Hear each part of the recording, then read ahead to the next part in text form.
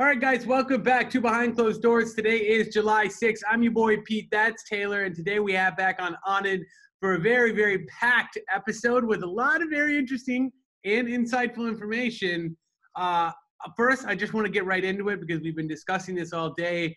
A video just came out with Keeping Up with the Karens about the Target Karen who went in, had a dispute, threw masks all over the place, and then bragged about her, what was it, her $40,000 Rolex? Yep. That was also trending on Twitter when it happened. It just said $40,000 Rolex. I was like, what the fuck is this? I wonder if it was real. Huh? I wonder if it was real. At this point, I don't believe her.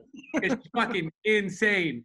Comes out this morning that she got arrested in her garage because, as we've now learned, her husband called her into the cops. Anand, break it down for me a little bit. You got some more information here. Yeah, so I have a little inside info on this particular Karen. So she's in Arizona. I have a good friend. Don't need to out him, but he gave me the breakdown in Scottsdale. Right. And so apparently she has been mentally unstable for a little bit and has been caught in this whole conspiracy world and has been sending stuff to friends of friends and like just crazy shit. And so she goes into Target, does the whole drama. The husband has no clue that this is going on. So he wrote a public Facebook post. I just searched his name. It's publicly available. Anyone could find it. Just basically disassociating himself from her and says he's filing for a divorce.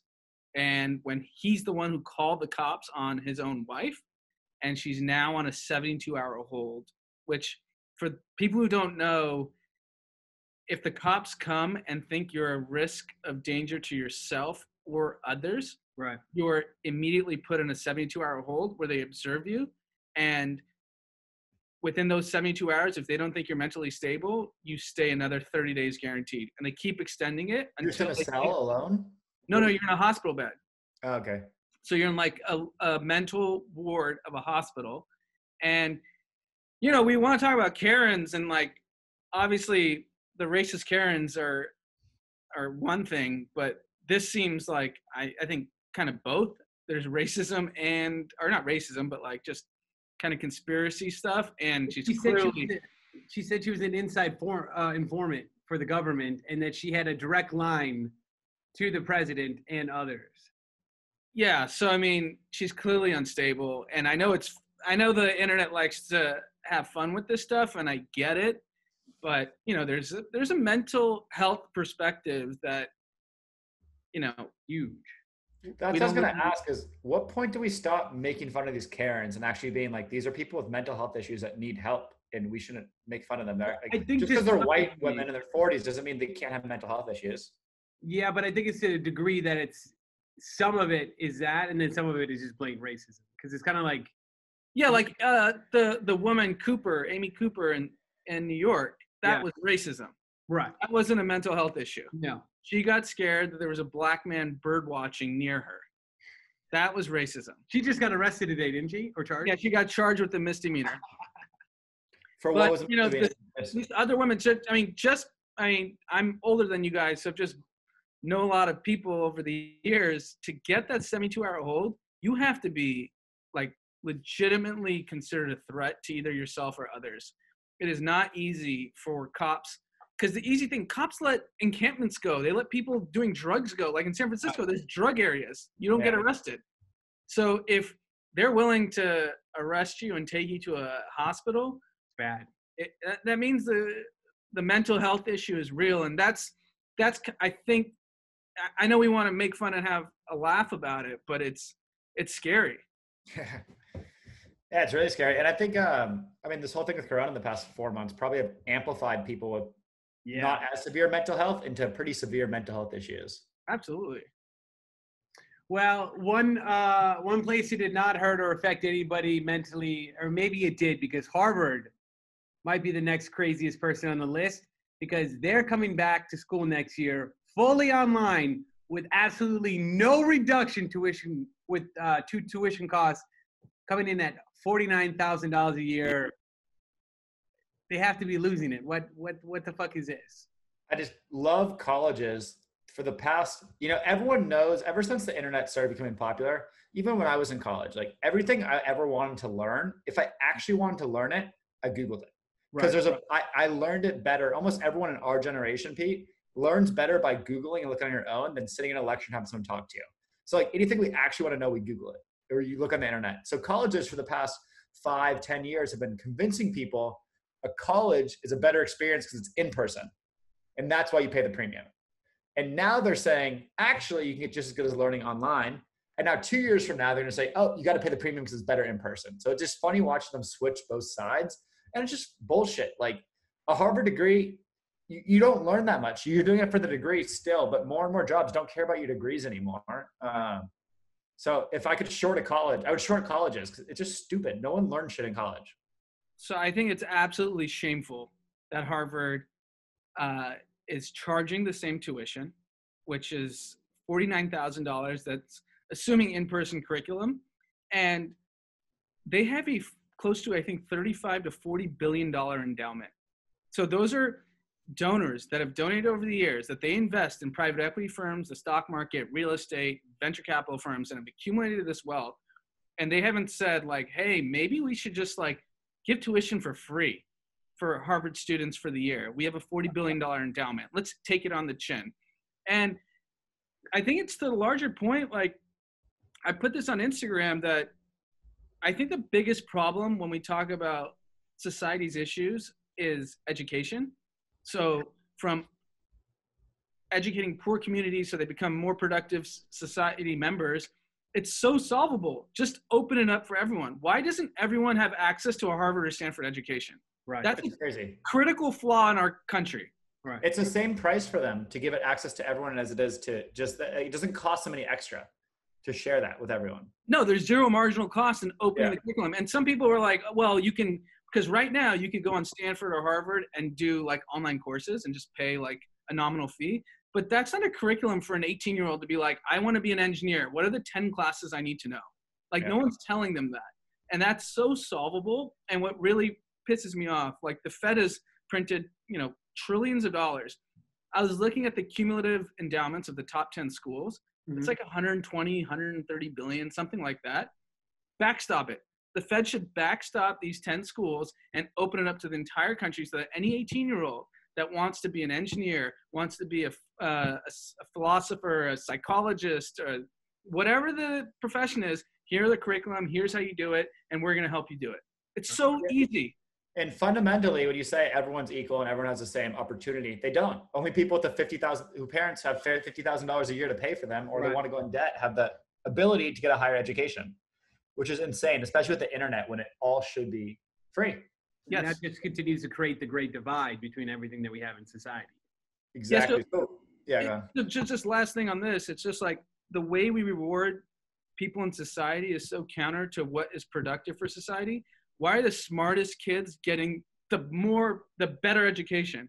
It should be the kids who aren't as smart that need the better education to get them on par. Yeah.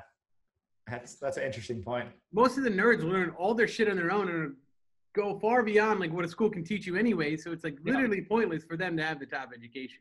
Yep. Makes no sense. So on a question about endowment. So when Harvard builds up this massive $40 billion endowment, where does that money go? Or does it just build? Does it go to like buildings that they make on, like, where they have 40 million cash somewhere, let's say, where does it go eventually? So they're using it to get the best faculty. They're using it to fund research. They're using it to build better facilities than other universities. So, a research lab in Harvard is going to be better than a research lab in Ohio State, right? Like they just have more money and they're funding. That's why like all the Nobel Prize winners come from Harvard or Yale. It's because they're funding all their research. It's not because they're just getting the best talent to aggregate the best results. Makes sense. Yeah. College is a sketchy business. And I don't know. I don't know how much longer it's going to last, especially you learn everything on the internet. Yeah, it's a complete scam. And the way we structure education is a scam. Like we're intentionally preventing people from learning by making it so exclusive to get the best education. It's so stupid. Doesn't make any sense. we might not get an answer for this either for like years and years and years, because these institutions are built on such long legacies and rooted so far in. It could be years. Yeah, because the incentive is to keep the party going. If you're part of the party, you don't want it to get shut down. Yeah, exactly. And then anyone that paid expensive college doesn't want to hire someone from not from college, because they're going to be like, what did I pay this for? Right. And they want someone from a college because they don't want to feel like, damn, this person spent $200,000 less than me, and they're like, I don't want that. And the circle of life continues. Yeah. Over and over. Okay, well, fuck college. That's all it really boils down to. On the flip side of spending money, Patrick Mahomes signed, and this is just crazy in the whole idea of money. This guy plays football, puts his life on the line nonetheless. But just today, Patrick Mahomes signed the biggest contract in NFL history with the $400 million plus 10-year deal. That's insane. Signing him to the Chiefs through the 2031 season. I love it. I mean, I don't think anybody's, nobody can really be upset about this. When has a 10-year deal ever worked out for the team? Well, he's pretty young. He's still young, though. But still, I feel like every 10-year deal, like you just see years 5 to 10 that are in this massive contract, and the players aren't even that good anymore. No, but this is different because if you think about the best, like Aaron Rodgers is 36, still a stud. Drew Brees, 38, still a stud. Tom Brady, 42, still a stud. Well, that's a handful of people. You look at someone like Cam Newton, probably not as much of a stud as he was in year 2. Right. No, there's risk, but here's how I view it is that owners have made billions and billions of dollars in franchise value just increasing, that players should participate. So the Chiefs won a Super Bowl, and they have a core that's going to be good for a long time. They're going to make the playoffs. As long as Mahomes is healthy, they're making the playoffs. Yeah. And the owner's going to make money, so pay him. Yeah, I mean, I agree. Players should make more money. So good for him. I wonder how much is guaranteed, though. Did it say? I think it said north of 200. That's unreal. That's wild. And they're saying in 5 years he could re-up for $45 million a year. Yeah, that's what I was asking. That's what I was wondering. Is this him pushing for the long term, or is it them pushing it for the long term? I'm sure it's both because it's guaranteed money. But the thing with the NFL is the way you win Super Bowls, if you're not Tom Brady, because he's the only one that keeps winning, is you have an underpaid quarterback and you're able to spend on everyone else. So Mahomes only made $825,000 last year. The year the Seahawks won, Russell Wilson was on his rookie year deal. They could spend on everyone else. Yeah. Because you already have this cornerstone. So it'll be just watch the Seahawks plummet. Yeah. Because they've had to pay out. It'll be interesting. We'll see. We'll see. And then also somebody else who is spending money when I didn't think they had any money to spend is Uber. Uber is opening up their pocketbooks, which again I thought were completely dry. To make Postmates for just a small amount of $2.65 billion. I saw a funny tweet. Someone's like, Uber's buying Postmates for $2.65 billion, but that's before taxes, delivery fee, and other charges. Because I swear, anytime I order on Postmates, it's like you'll order like a sandwich, $9.99, and then it comes out to like $27. Yes. So in Austin, is Postmates the go-to? Because every city's different. Some cities it's Postmates, some cities it's DoorDash, some cities it's something else.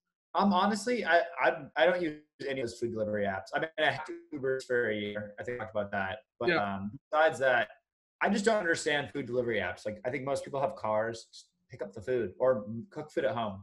Like, I have a bunch of food at home I always cook. I don't really do food delivery. Got it. So I think Uber, they tried to buy Grubhub, I think 2 months ago. That deal fell apart. They know food delivery is just massive industry. They use their stock. So I think Uber is like a $55 billion company. Postmates is being acquired for $2.65 billion. So it's an all stock deal. It's binary. You're either going to win or not. So GMV, gross merchandise value, and Postmates has, I think, north of 4 billion in GMV. And we know food delivery is in such the early stages that, you know, it's going to be a massive industry. How the prices change for us and how that controls growth, we don't know. But I don't know. I like the deal because consolidation is the only way this market's going to exist. DoorDash is clearly the number one. Uber Eats now has kind of number 2 and 4. So we'll see. And then do we think you'll order your Postmates through the Uber Eats app? How do they integrate, you think? That's going to be a good question. I don't know. I'm so trained in using Postmates because in LA, Postmates is like by far the number one. Why? Because it has better restaurants on it? How do you choose the different ones? Yeah. So it's good question because Postmates early on focused on LA. Very like they were just like, we want to get LA. And DoorDash actually had a different strategy. They went to suburbs around the country and that actually worked for them. But now everyone's realizing LA is obviously such a massive market and you're just psychologically trained to use an app. So my best friend's a CEO of Postmates, so I have a lot of insight into how they think about things and their data. And he was telling me that you'd be shocked on how when someone chooses between Uber and Lyft, they're pretty much app agnostic, meaning they'll use Uber one time, Lyft the next prices. time. Yeah. And Postmates and DoorDash and Grubhub and Uber Eats, he's like the retention per customer is actually staggering because they're not shopping on food. They're just like, I want my food. I know my restaurant's there. I don't need to go look and see if another restaurant's it's a lot more friction to price out your full order. Yeah, that was what I was going to say. Than it is on like Uber or Lyft. Because by the time you get through the entire process, you then get all the extra fees, but you're just like, fuck it. Yes. It wasn't as expensive. Yeah, that's pretty wild. I still don't know why there's not an app that integrates all the food delivery apps and shows you the cheapest price for the fastest time. Like a kayak. Exactly, like a kayak of food apps. Taylor, your next great adventure. Round up some Texans and get that app going. I got enough adventures going on right now. You can't take any more. Well, other things that you seem to be concerned about, Taylor, is people on Twitter think they're so smart and profound, tweeting things like TikTok isn't a social media app. It's a new music discovery platform. You said, like, obviously, bro, we've known this for years since Old Town Road popped off. Twitter, and then you later tweeted that you might be buying a house in Austin. I don't really know how the two correlated, but wrap me into this big adventure of we'll address some people and then buying a house. We'll address them one at a time. Okay. First, people on Twitter are so fucking annoying. Twitter's the worst place ever. I know Anand loves it. Is this why you deleted Twitter before?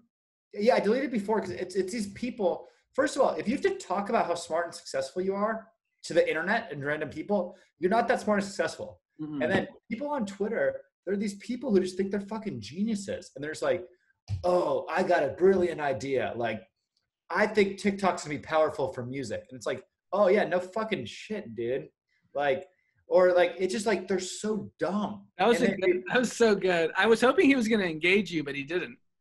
Oh, the Blake dude? Yeah. Oh yeah, some guy tweeted, he was like, is TikTok good or bad? Some VC dude, like, is TikTok good or bad for the record labels? And I'm like, what the fuck? Like, is Corona closing down restaurants good or bad for restaurants? Like, it's just people tweet the dumbest shit and they think they're so fucking smart. So I don't like Twitter.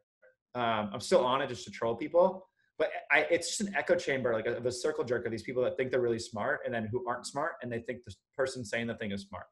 So I know, Anand, you like Twitter. So before I address the second thing, why the fuck do you like Twitter? So I like Twitter for news, not as much as people's random opinions on TikTok. Like VC Twitter is toxic. So for example, every time a big deal gets announced, like today, Postmates Uber, right? You look at Twitter, tech Twitter, and all you see is people congratulating the random seed investor, the Series A investor. Like, those people gave money and just walked away. They didn't build a fucking company. Like, my boy was a CEO. He went through hell the last 5 years to save the company over and over again. And I don't see anyone talking about him. No. Right. No one's talking about him. He's the one in the trenches negotiating with the merchants, negotiating with the board, negotiating with investors to get more capital. You should have tweeted at him. You should have said, "Hey, congratulations." I did. I did tweet my boy. I was like, dude, and it's just so pathetic the way they like congratulate each other. Like, you're a Series A investor, you made a lot of money. Like, congratulations, you did it. But like, the way they circle jerk and pretend they're the reason that the company made money, like, go fuck yourself. They're the worst. It happens every big deal. Like, congratulations, another amazing win for you, Series A investor. You just keep doing it. It's like, no, you bet on a sector over the last decade that just worked. Like, you could be a very good tech investor if you just pick random companies for the last 10 years. It's crazy. And these people just think they're so smart and so profound. And I hate it. So Twitter sucks, A.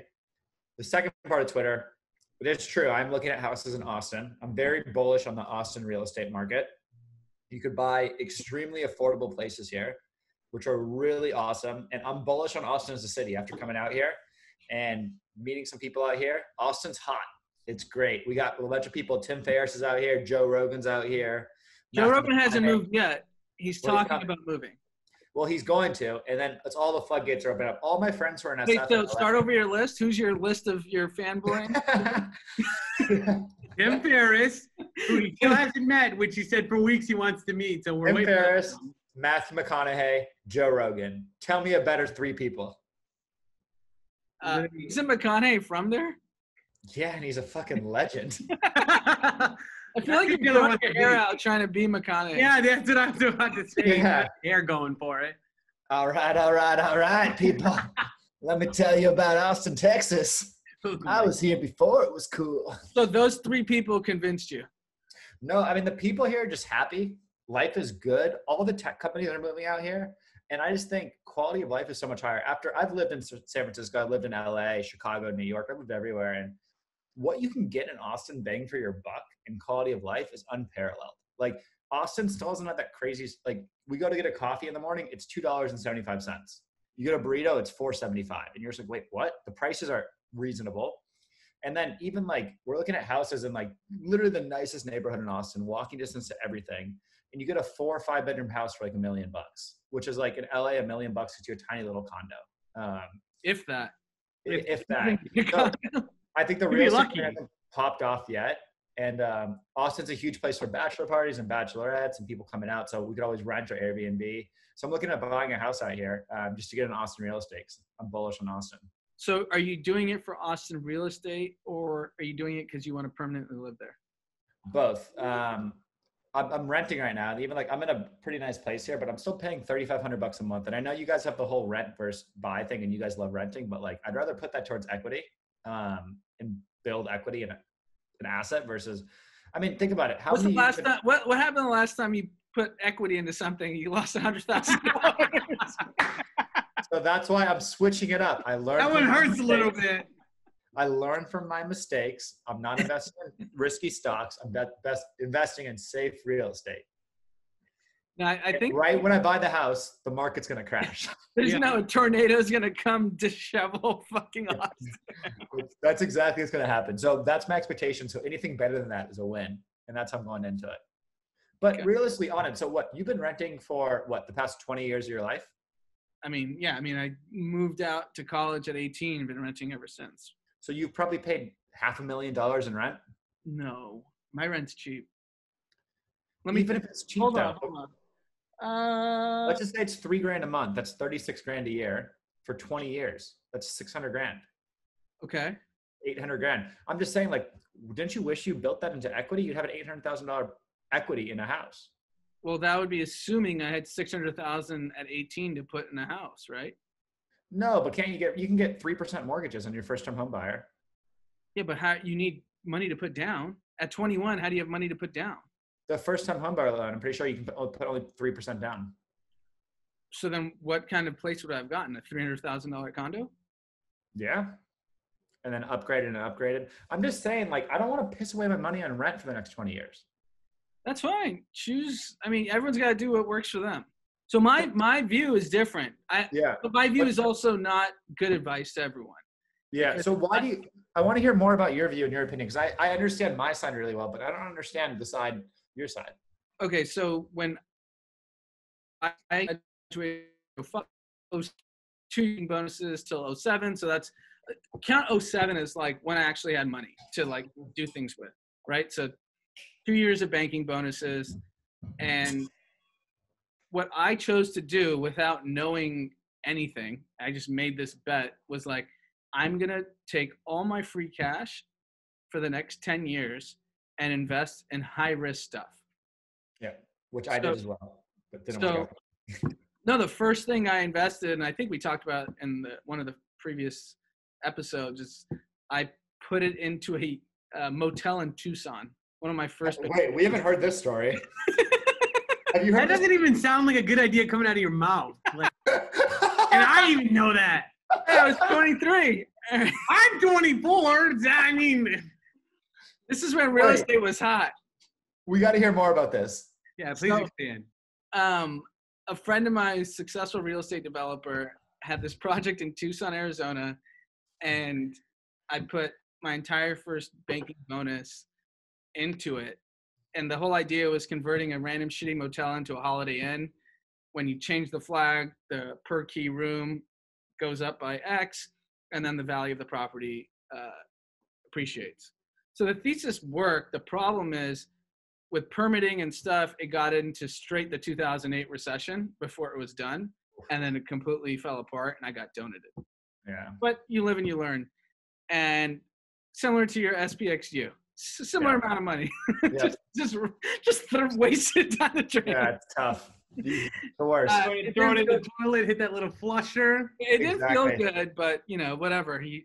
They're good lessons. What's that? Great lesson. Yeah, it's a great lesson. And then I just so happened to have a ecosystem of friends in San Francisco, and I started investing in high-risk tech companies. And if you invest in tech companies from that era, you win. You would do well. So I got lucky, right? Like, had I not have that community of friends that got me into deals, that's true. then I should have bought a house. But if I were to use my returns from all my investing versus a house, I would have literally had to oil under the house. Nice. I like it. So what sector do you think could pop off like tech has popped off in the past 15 years? I think it's still tech. Yeah. Okay. And it's still like just diversify in tech across all the big tech companies? Well, everything becomes technology. So the CEO of Stripe, I heard his quote was that global GDP is still only 5% internet-based. That's insane. So think about that. That's nothing. Insane. It's literally nothing. So will 5% go to 10%? Obviously. Will it go to 15? Sure. Wow.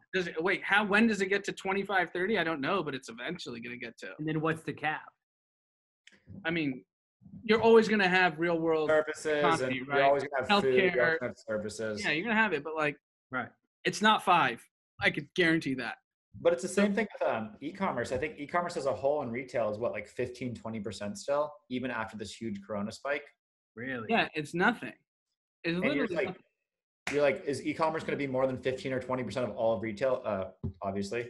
So just invest in Amazon and you're still going to win.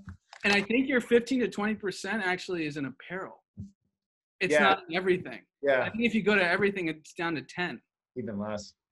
Because people still go to the supermarkets. People still go to Target. People still go to Walmart. I mean, Walmart does $450 billion in revenue. Amazon does like $200 billion, I think. Something like that. Which is insane that Amazon only does half of Walmart. Yeah. It's wild. All right, Peter, we got anything else here? What else do we have? No, I don't think so. Other than what'd you do this weekend? Anything fun? What was Austin like? Were we packed in? It was chill. I went to a friend's house. We barbecued. How do you have friends there? I know you would have friends. I know people everywhere. So do you. I have friends there. Actually, the guy whose house I went to is the guy Dennis, who does the Live Recover app that you guys use for your text message abandonment on Young and Reckless and 5-4. Got it. Yeah, cool dude. He just bought a house here, super modern, super cool house. So that's what happened, huh? You talked to him. He's like, you should buy a house here too. And Anand knows how impressionable I am. Send Taylor to Tulsa, Oklahoma. He'll buy a house there after some guy's like, hey, look at this. Look at what I made. I'm sure it's a great market. I'm just an opportunist. I see an opportunity. I fully explore it. I don't say no to anything. Yeah, and like literally right away, and then make a decision like 2 weeks later. Yeah, you got to move fast. When are you coming back to LA? I don't know because I want to fly back, but my mom's like very serious about Corona, and she's gonna make me like do the whole quarantine for 2 weeks before I see my family or anyone. Then I don't really have a place to stay if I don't stay at her house, and I don't want to like get a hotel for 2 weeks. So I have no plans. My sister's about to have a baby like in the next couple of days, so like I'm fully X'd out from the family for 2 weeks. So it's like I don't want to go back and not be able to see my family or anyone for 2 weeks. Right. So I have no plans of going back. So you're gonna miss your niece or That's what I was nephew. putting together. Well, I wanted to go back, but like my sister said she won't even let me near the baby. And I'm You just can like, after 2 weeks. after 2 weeks, yes. But like what, I go and sit in solitary confinement for 2 weeks and then just to be able to like look at a baby from 6 feet away. So when's the Well, next time you when get the baby? When they're that young, they don't do anything. You just can like look at them. It's more for them, not you, not for the baby. It's more for the parents, you The mean? parents, yeah. Yeah, so I asked my sister and she's like, I don't want you back. That man does. That's crazy. Well, I don't know. Even if I came to group chat, you guys would be like, don't even get near us, Corona boy. And I'd be like, we got the antibodies, but If you wore a mask, I wouldn't care if you were 10 feet away. I hate making people feel uncomfortable. Sure. And I think last time I came back to LA after flying, I could tell people were uncomfortable around me. So I was just like, I'm just going to exile myself to Texas indefinitely. I mean, indefinitely is like a year if you're worried about making people feel uncomfortable. Yeah. Yeah, I'm not sure. I'm playing it by, that's why I'm buying a house. I'm stuck out here. But yeah, I don't know. It's hard. I want to go back, but I don't want to endanger anyone. Right. Well, you've got some decisions to make, and one is apparently buying a house, and the other is whether you stay on Twitter or not. So a lot of big decisions to be made in the next couple of days. Maybe we'll hear some progression on it come Wednesday's episode. But I think that's all we've got for today. You guys got anything else to add? I've learned that Taylor's three heroes are Tim Ferriss, Joe Rogan, and Matthew McConaughey. Yeah. Not my three heroes, but, you know, it's interesting They're to good. hear. Those are good people. Yeah, they're not bad. Those aren't bad for heroes. You need to meet them though and get like a real like in-person experience with them, and then really tell us how you feel. Yeah, it's true. Actually, I don't want to meet them because I don't want to skew my perception. Every hero I've met so far, they stopped being my hero. So I don't want to meet any of them. I want to still in my mind believe they're my heroes. I know one of them, right? The CNBC guy.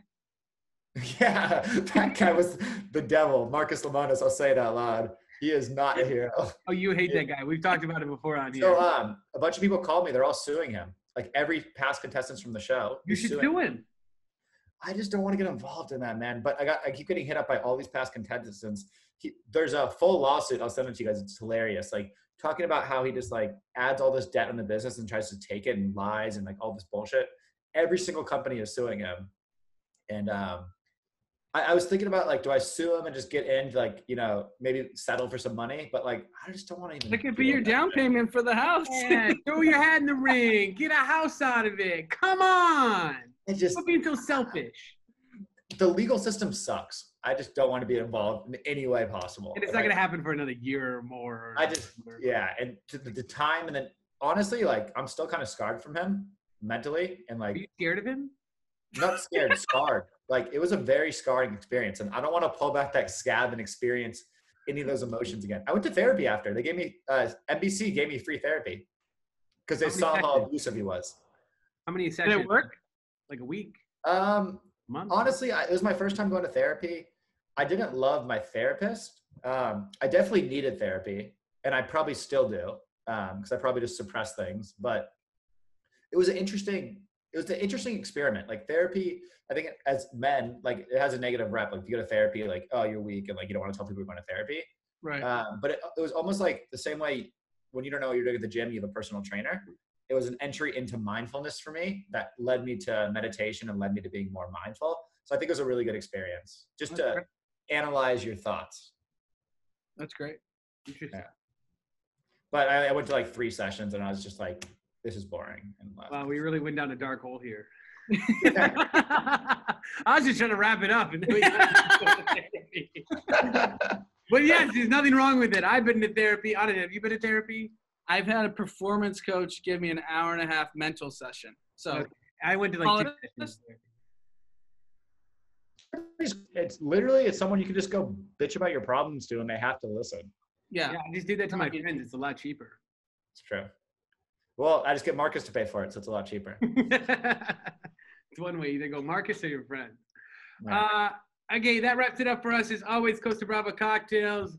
Anand had his little gold mug crack there. He loves these things. Group chat 10% off. And if you didn't see, we are running a giveaway with Pierre Kana. We have 3 little assortment boxes to give away. I have the little CBD gummies here, delicious. Give me a little calming sensation. They're great for after a long day. So yeah, go ahead. If you didn't hear it on the episode today, we're doing a giveaway with them. You got to tell us why you're sore and why you believe you should get the package. Memes are always an extra bonus because we just like to laugh. So. Cool. And we got a meeting we're 17 minutes late to right now. We got to go. Peace.